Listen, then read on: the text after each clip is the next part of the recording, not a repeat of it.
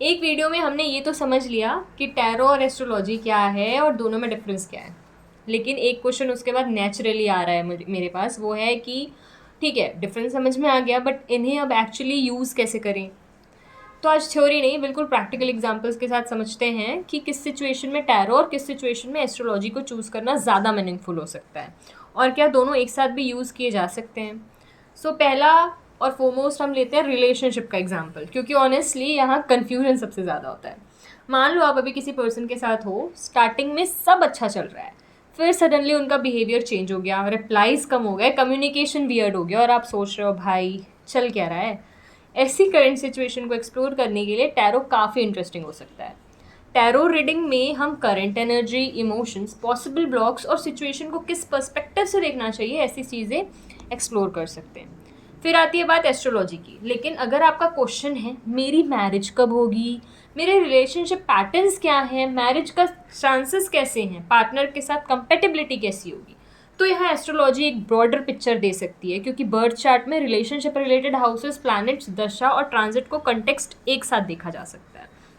So simple rule यहाँ पे हुआ कि अगर करंट रिलेशनशिप कंफ्यूजन है तो टैरो ले लो, और लॉन्ग टर्म रिलेशनशिप पैटर्न और टाइमिंग समझनी है तो एस्ट्रोलॉजी चूज कर लो। नेक्स्ट बनता है हमारा करियर का क्वेश्चन। अब करियर का एग्जाम्पल लेते हैं। मान लो आपके पास दो ऑप्शन है, एक जॉब ऑफर है और दूसरी तरफ आप बिजनेस स्टार्ट करने का सोच रहे हो और आपका दिमाग ये बोल रहा है करूँ क्या। तो टैरो यहाँ पे क्या करेगा, अगर आप करंट सिचुएशन को एक्सप्लोर करना चाहते हैं, जैसे दोनों ऑप्शंस को लेकर क्या चैलेंजेस हो सकते हैं, किस पर्सपेक्टिव से सिचुएशन को देखना चाहिए, ये आपके माइंड में एक्चुअल ब्लॉक है, तो ये टैरो एक पर्सपेक्टिव इसमें दे देगा आपको। और एस्ट्रोलॉजी, लेकिन अगर आप ये समझना चाहते हैं कि मेरी नेचुरल स्ट्रेंथ्स क्या हैं, किस टाइप के करियर में मैं बेटर परफॉर्म कर सकता हूँ, करियर का ब्रॉडर पैटर्न क्या है और करंट टाइमिंग कैसी चल रही है, तो यहाँ पे एस्ट्रोलॉजी अगेन कंप्रिहेंसिव पिक्चर दे सकती है, क्योंकि यहाँ हम चार्ट में करियर रिलेटेड हाउसेस, प्लैनेट्स, दशा और ट्रांजिट को देख सकते हैं। तो अब यहाँ फिर सिंपल सी बात करते हैं। करंट करियर डिसीजन लेना है तो टैरो का पर्सपेक्टिव पकड़ लो, और अगर करियर पैटर्न और पूरी टाइमिंग जाननी है तो एस्ट्रोलॉजी को पकड़ लो। करते हैं फ्यूचर को लेके, अगर मान लो कुछ जानना है, हमें मन में कोई क्वेश्चन ही नहीं है, बस हमें ये जानना है फ्यूचर कैसा है भैया हमारा, तो अब सबसे कॉमन क्वेश्चन इसमें क्या होता है, आगे क्या होने वाला है वो बता दो। यहाँ दोनों का अप्रोच थोड़ा डिफरेंट है। एस्ट्रोलॉजी बर्थ डिटेल के बेसिस पर लॉन्ग टर्म पैटर्न्स और टाइमिंग को एनालाइज करने का फ्रेमवर्क देती है, जैसे दशा, ट्रांजिट्स और डिफरेंट हाउसेस के थ्रू लाइफ के पर्टिकुलर एरियाज को देखा जा सकता है।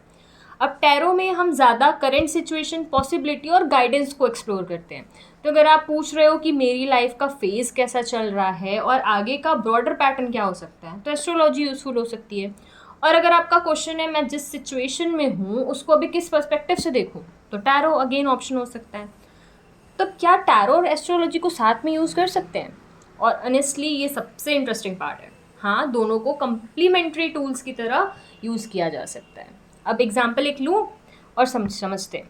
सपोज आप करियर को लेकर कंफ्यूज हो, ठीक है, पहले एस्ट्रोलॉजी से ब्रॉडर पिक्चर देखी जा सकती है कि करियर की टेंडेंसी क्या है, करंट दशा और ट्रांजिट किस टाइप का फेज इंडिकेट कर रही है, और उसके बाद टैरो को एक एडिशनल पर्सपेक्टिव के लिए यूज़ किया जा सकता है, जैसे करंट सिचुएशन को लेकर गाइडेंस क्या आ रही है, आपको किस चीज़ पर फोकस करना चाहिए, या पॉसिबल ब्लॉक्स क्या हो सकते हैं।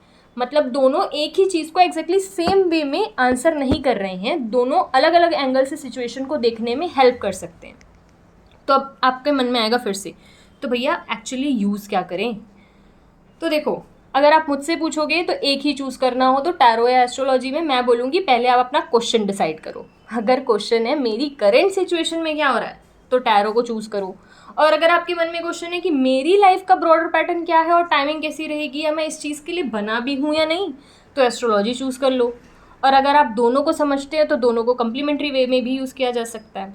अब सबसे एक इम्पॉर्टेंट बात, लेकिन एक चीज़ मैं पर्सनली बहुत इंपॉर्टेंट मानती हूँ, जो कि टैरो या एस्ट्रोलॉजी को अपनी लाइफ के हर डिसीजन का रिप्लेसमेंट नहीं बनाना चाहिए। Also I said this earlier also, ठीक है, कभी आपको इन्फॉर्मेशन का पर्सपेक्टिव मिल सकता है, लेकिन फाइनल डिसीजन और रिस्पॉन्सिबिलिटी हमेशा अपनी ही रखिए। तो नेक्स्ट टाइम जब आपके माइंड में आए कि टैरो करवाऊँ या कुंडली दिखवाऊँ, बस ये मत सोचना कि कौन सा बेटर है, पहले ये सोचना मुझे एक्चुअली में जानना क्या है, क्योंकि जब क्वेश्चन क्लियर होता है तभी ये समझना ईजी होता है कि किस टूल से क्वेश्चन को एक्सप्लोर करना ज़्यादा यूज़फुल हो सकता है। टैरो हो या एस्ट्रोलॉजी, दोनों का पर्पस सिर्फ फ्यूचर जान लेना है, बल्कि अपनी सिचुएशन को थोड़ा और बेटर से समझना होता है, ठीक है।